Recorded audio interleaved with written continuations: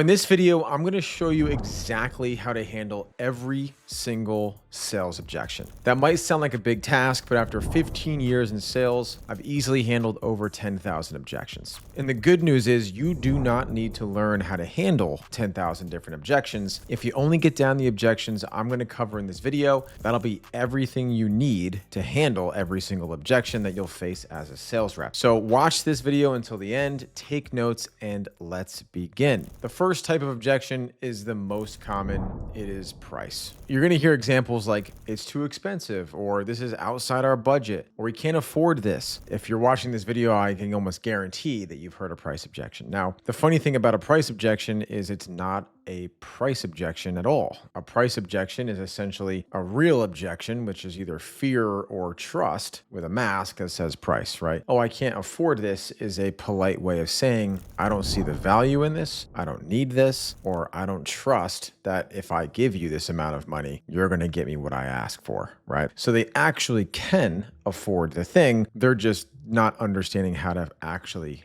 convey that to you. So the best way to handle a pricing objection is to actually understand the root cause of that pricing objection. This is too expensive. Too expensive in comparison to what, right? Like, what are you comparing this to? A Ferrari is way more expensive if you're comparing it to a Hyundai, but a Ferrari is not way more expensive if you're comparing it to a McLaren. This is outside of our budget. What is the budget? What money did you allocate to do what types of things? I can't afford this. It depends on if you're going B2B or B2C, of course, right? If you're selling something that's $10,000 to a single mom, then yes, she may not be able to afford this. But if you have a good grasp of who they are as a person or as a business, and they see value in what you are providing, because this is how pricing works, guys. So this is value, and perceived value, what they perceive the value of your product or service to be, is an infinite thing. And that's what our jobs as salespeople is to create the value that they view your product and service in, the container. If your container of their perceived value, they perceive the value of what you do to be this large, and the price is smaller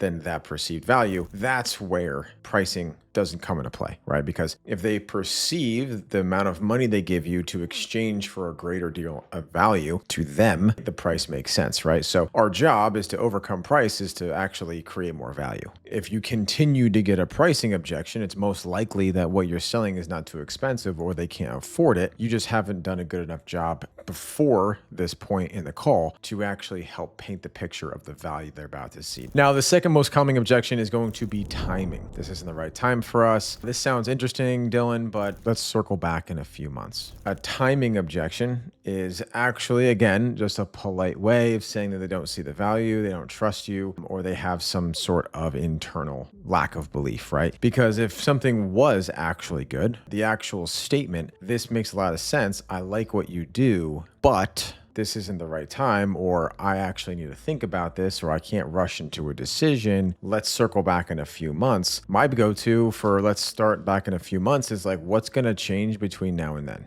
Right? So if someone's like, oh yeah, Dylan, like this sounds like really good, we're just busy right now, follow up to me in November. Absolutely, John, I can definitely follow up with you in November. Just curious, what's going to change between now and then? And you're going to understand as we continue to go through this video, a lot of objection handling is essentially just asking them a good question to uncover the root cause. An analogy I use in all of my sales training is if you go to a doctor and you're like, hey doc, my knee hurts, the doctor doesn't automatically just go to your knee and be like, oh yeah, let's schedule surgery, right? The doctor is going to diagnose why your knee is hurting, right? Have you done something recently? Have you picked up a new hobby? Have you been deadlifting more? Or more commonly is that there's something else that's attributing to that knee pain. The doctor can look at your knee and then look at the shoes you're wearing and they're way too tight and they're too small on your foot and they're not supportive. And actually the lack of foundation in your shoe is creating pain in your knee. So it's actually not even the knee, it's actually the shoes. And our job as salespeople is just like a doctor. Our job is to diagnose, right? So if someone says, this makes sense, but let's follow up in November, you have to diagnose like what actually is the reason for them wanting to prolong this or not making a decision now. Is there actually real things, right? Because not every single objection needs to be overcome. What is the actual thing, right? What is going to change between now and then? Oh yeah, Dylan, great question. We're actually securing a round of funding through our investors, and then we'll be able to implement this. good luck overcoming that one. Sometimes there are real objections, but it's our job to continue to ask good poignant questions to get to the root cause, right? Don't just take things as face value like, oh yeah, absolutely, John, let's follow up in November. I'll send you over an email. Don't do that. Ask questions. You may never get this person back on the phone. Exhaust all the questions that you can go. Now, the number 3 most common objection category is going to be trust, right? So some examples of this is, I don't trust this will work out for us. I don't trust you. Hopefully you don't get that a lot. And how do I know this will work? Really good questions. But the funny thing about trust is that trust is a two-way street. If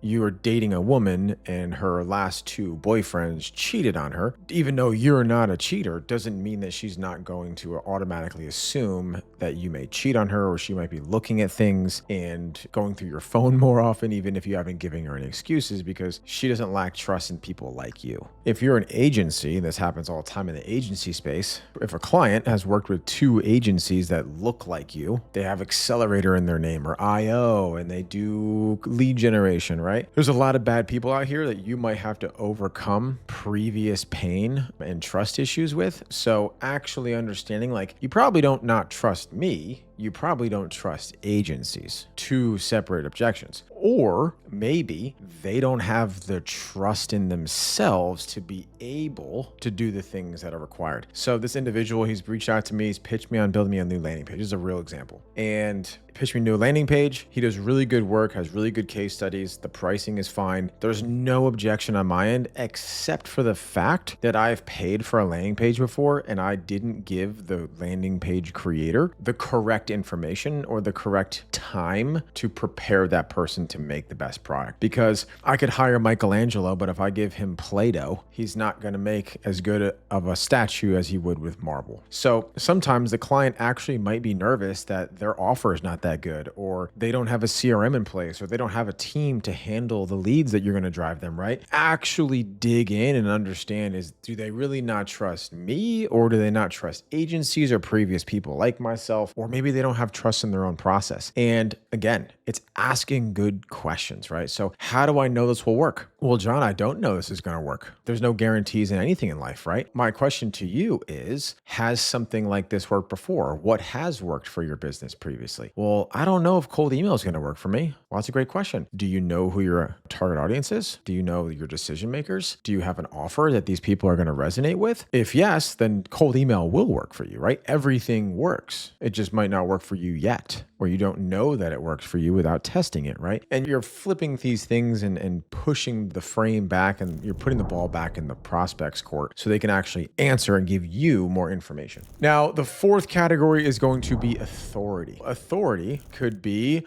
I'll need to talk to my boss about this, or the classic, I have to talk to my wife. We'll discuss this with our internal team, then get back to you. Now, like I said, guys, sometimes that is a legitimate good reason.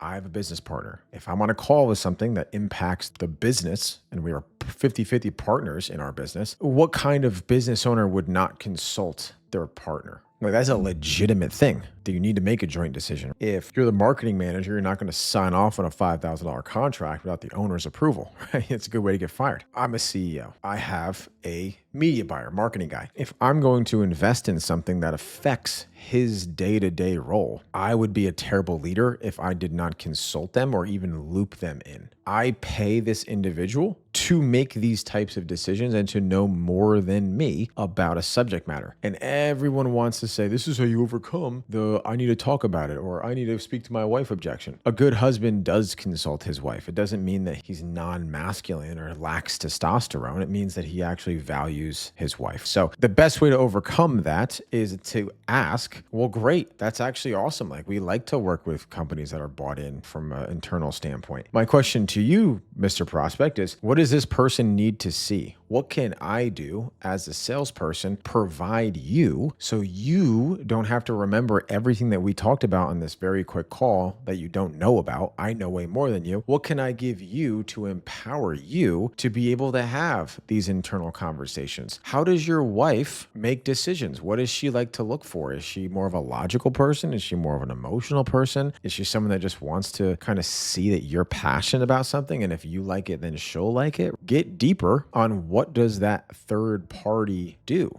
How do they make decisions? What do they care about? Are they a visual learner? Do they like videos? Do they like case studies? Do they like reading? What is it that I can do to put myself, stack the chips in my favor, right? Now, what you also do is let's schedule a call with the 3 of us. Let's schedule a call with the 5 of us, whatever that is. Let's get all the stakeholders on a call so I can answer the questions, not you. You don't want them to do more things they don't want to do. If it's up to the CEO to answer 10 questions to the marketing manager and they don't know too much and they kind of have to remember what your call was about, you're probably not going to win that deal, most times out of not. So make sure that you are being a project manager in this objection and actually understanding what the other person likes to see. The 5th one is need. Need is sometimes an objection that doesn't need to be handled either. So we don't need this at all. We already have something similar. Those are not the same. So we don't need this at all. Either you did a terrible job of pitching them and providing value and understanding their needs, or they legitimately have gotten enough information where they're like, I actually don't need this, or I don't even want this thing. Good.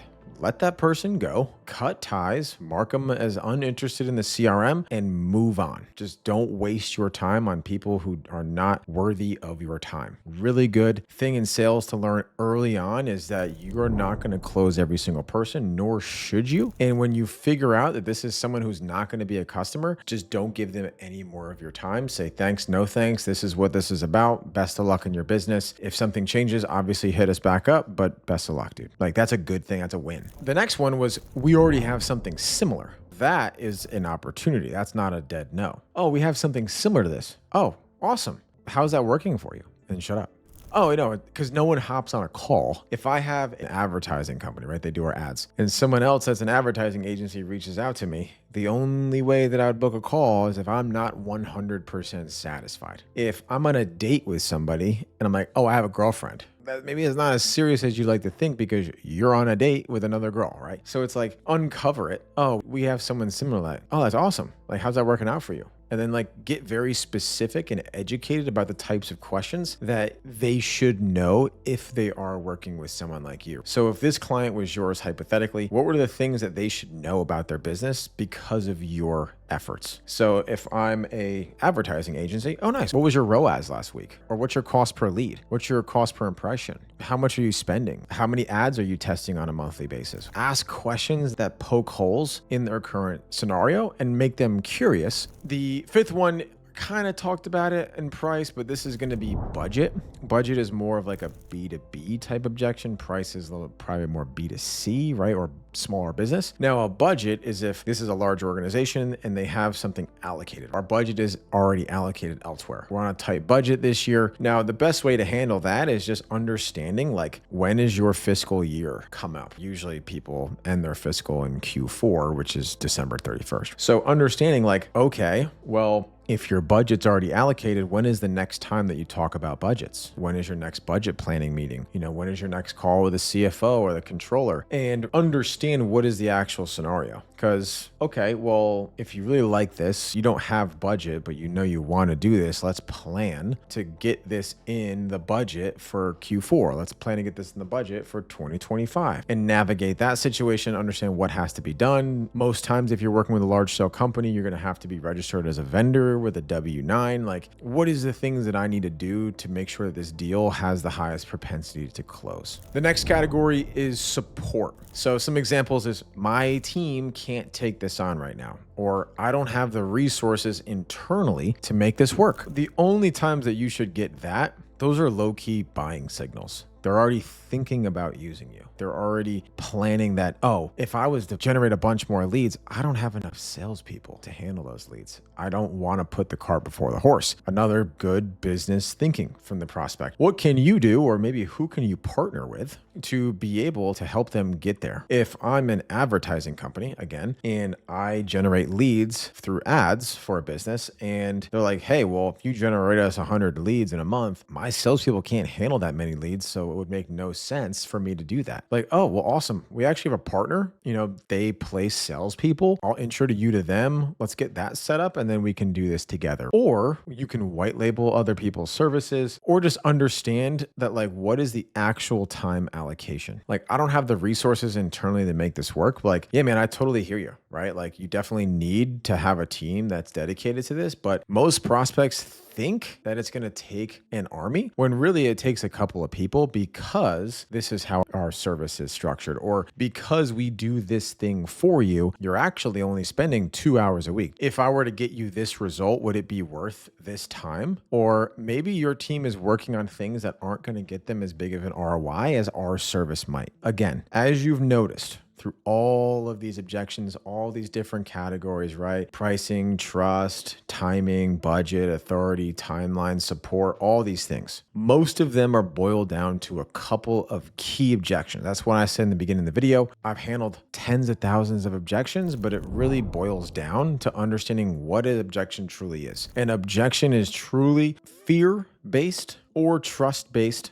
that is being disguised as one of these objections, right? And the best way is to follow the 3 A's. So you affirm, you acknowledge, and you ask a question. So, hey, I got to talk to my wife. No worries, man. Like, that's awesome. I'm excited that you and your wife are involved in the decision-making process. Now, if you were to talk with your wife, what are the types of things that your wife would like to see about what we talked about today so she could, help make a joint decision with you? I affirmed that he has talked to his wife. I acknowledged it. And then I asked him a question. That's all you got to do. Do that on every single one of these objections. The more objections that you ask, the more objections that you challenge and don't just take at face value, the better you're going to become at this skill of being curious and continually problem solving when people tell you things. Don't take no for an answer. Actually look for the no, gives you an opportunity to sell. That's literally every single sales objection you'll face and exactly how to overcome them. Now, you now have everything you need to handle every objection under the sun. And if you want more sales content, then I'm going to ask you to do a couple of things for me. 1, like this video. 2, hit that subscribe channel. All I do is make videos like this about sales. And if you're like, hey, this Dylan guy knows some good things, this is a pretty impactful video, I wonder what else he's got. We have a community where we do sales training, coaching, and mentorship. There's a certification process involved. You actually would practice objections on video, send those videos to us. We would give you personalized feedback on how you look, how you sound, your tonality, and your confidence. So you're actually getting better at sales. This isn't just some BS course that I'm selling you. This is an actual program with coaches and fulfillment. We're going to set you up on jobs. So if that sounds like something of interest, click that link in the description. It starts at $247 a month. If that's too much for you, we also have a $15 a week community. We're here to help people improve in sales, get into sales, make money in sales. So with that being said, hope you found this valuable, and I'll see you in the next one.